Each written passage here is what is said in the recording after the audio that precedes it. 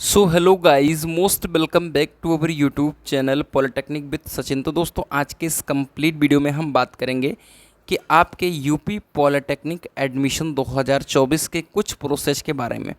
आप सभी का पेमेंट हो गया कंप्लीट, यानी आपने 3250 जमा कराया और डीबी कराई यानी डॉक्यूमेंट वेरिफिकेशन कराया, और फिर आपने टोटल अमाउंट जमा किया। अगर आप एडेड कॉलेज के थे तो आपने 15-16 हज़ार जो अमाउंट था उसे जमा किया।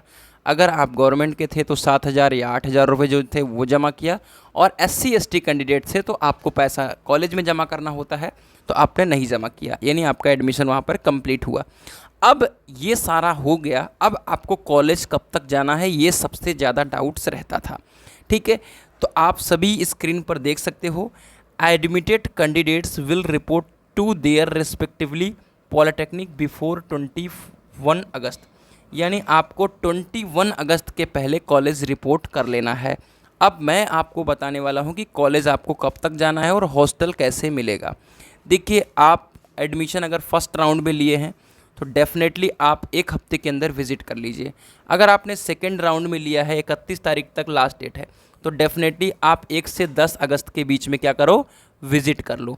अगर आपने थर्ड राउंड में एडमिशन लिया है तो डेफिनेटली 10 से 15 अगस्त के बीच में आप विजिट कर लो। उस दिन विजिट करो जो संडे वगैरह ना हो या कोई छुट्टी वगैरह ना हो।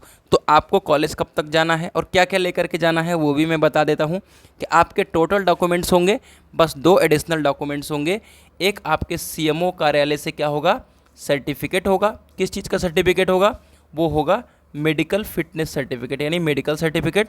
और एक anti ragging certificate, anti ragging certificate होता है। अब एंटी रैगिंग के बारे में बहुत सारे बच्चे पूछते हैं ये क्या है, तो एंटी रैगिंग सर्टिफिकेट आपके और अपने पिताजी का बनता है। आप किसी कॉलेज में जा कर के रैगिंग ना कर सकें, यानी किसी जूनियर सीनियर के साथ मिसबिहेव, टीचर के साथ मिसबिहेव ना करें, उसके केस में आपसे एक शपथ प्रमाण पत्र भरवाया जाता है। अब ये कहाँ से बनता है, कई सारे लोगों का मिथ्स रहता है कि ये आपके तहसील से बनता है, यहाँ से बनता है, वहाँ से बनता है। ये ऐसा कुछ नहीं है। पहला तो आप इसे स्वयं बना सकते हो एंटी रैगिंग वेबसाइट से। दूसरा, आप साइबर कैफ़े को ट्राई कर सकते हो जो कि आपसे ज़्यादा पैसे ले सकते हैं। यानी आप जब एंटी रैगिंग सर्टिफिकेट नहीं लिए रहते हैं, वहाँ पर जाते हैं तो आपसे एंटी रैगिंग सर्टिफिकेट को लेकर के ज़्यादा पैसा वसूल लिया जाता है। तो उस केस में आप क्या कर सकते हैं, तीसरा नंबर वाला ऑप्शन यूज कर सकते हैं। 910 508 1920 पर क्या कर लीजिए, आप सभी व्हाट्सअप कर लीजिए और हमारी काउंसलिंग टीम आपको एंटी रैगिंग 50 रुपये में बना करके दे देगी। तो एंटी रैगिंग सर्टिफिकेट ईजिली आप पा जाओगे और उसके 2-3 झेरोक्स कर लेना, आपका पूरा काम हो जाएगा। ठीक है, अब बात करते हैं हॉस्टल कैसे मिलेगा। देखिए, हॉस्टल लेने के लिए 3 प्रोसीजर होते हैं।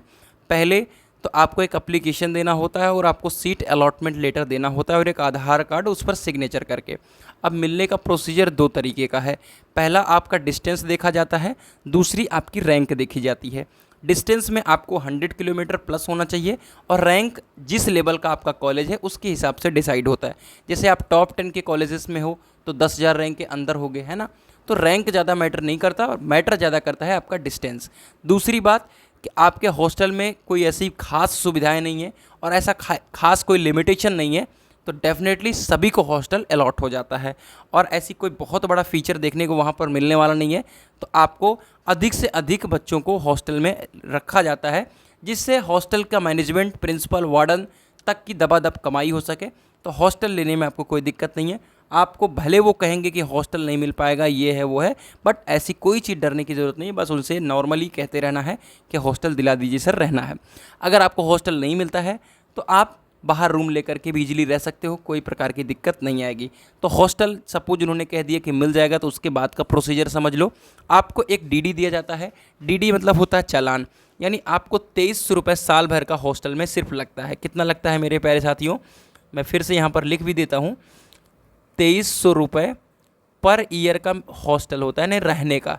यानी आपका रहने का चार्ज कितना होता है, 0, जो कि कहाँ पर आ जाता है, आपके स्कॉलरशिप में। ठीक है, आपके स्कॉलरशिप में आपका ये भी अमाउंट जुड़कर आता है, यानी आपका 15,000 के आसपास स्कॉलरशिप फर्स्ट ईयर में आता है। गवर्नमेंट कॉलेज की बात कर रहा हूँ, गवर्नमेंट एडेड में हॉस्टल नहीं मिलते हैं। दूसरी बात, खाने खाने का जो होता है वो 2500 रुपये पर मंथ लगता है। जब आप छुट्टी पर रहते हो, घर रहते हो, तो आपका नहीं लगता है। ठीक है, आपका हॉस्टल का कैसा सिस्टम रहता है आपका जाने का, तो डीडी आपको एक लगती है 2300 रुपये की, जो कि देना होता है। बाकी आपको 3000 रुपये मान के चलो कि एडवांस रुपए देने होते हैं, जो कि लास्ट समय में जब आपका लास्ट ईयर मतलब सपोज फर्स्ट ईयर कंप्लीट हो गया, लास्ट मंथ चल रहा है, तो उसमें वो पैसा कट जाता है। दूसरा, हॉस्टल लेना चाहिए नहीं लेना चाहिए, इसके बारे में डिटेल वीडियोस मैंने बना रखी है, लिंक डिस्क्रिप्शन बॉक्स में हो सकता है दे दूंगा, या सर्च भी कर लेना। मेरा दूसरा चैनल ज्ञान भी सचिन है, पॉलिटेक्निक भी सचिन है, तो देखते रहना। तो सारी वीडियो को आप देखते रहिए। चलिए मिलते हैं एक नई इन्फॉर्मेटिव वीडियो के साथ, तब तक के लिए bye bye, tata, take care, love you all.